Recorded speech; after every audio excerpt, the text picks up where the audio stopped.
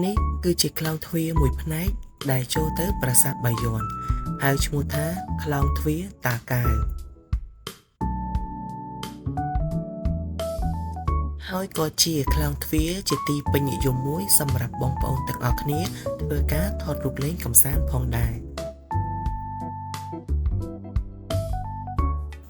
សូមបញ្ជាក់ផងដែរក្លោងទ្វារ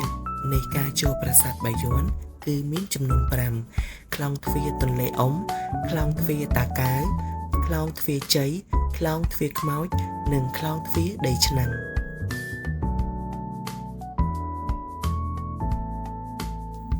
ក្លោងទ្វារទាំង5មានទេសភាពទស្សនីយភាពផ្សេងៗពីគ្នាទៅតាមពេលវេលានីមួយៗ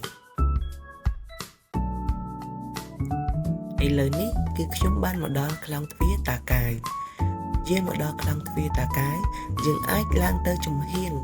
ខាងឆ្វេងដៃតាមផ្លូវដែលរូបខ្ញុំបានធ្វើវីដេអូបង្ហាញមួយនេះនៅពេលដែលបងប្អូនឡើងទៅដល់ប្រកាសជាឃើញព្រំមុខ4នៅក្បែរខ្លួនតែម្ដងដែលធ្វើឲ្យបងប្អូនអាចថតរូបលេងបានយ៉ាងស្អាតហើយផុសទៅក្នុងបណ្ដាញសង្គមផ្សេងៗយ៉ាងទាក់ទាញផងដែរ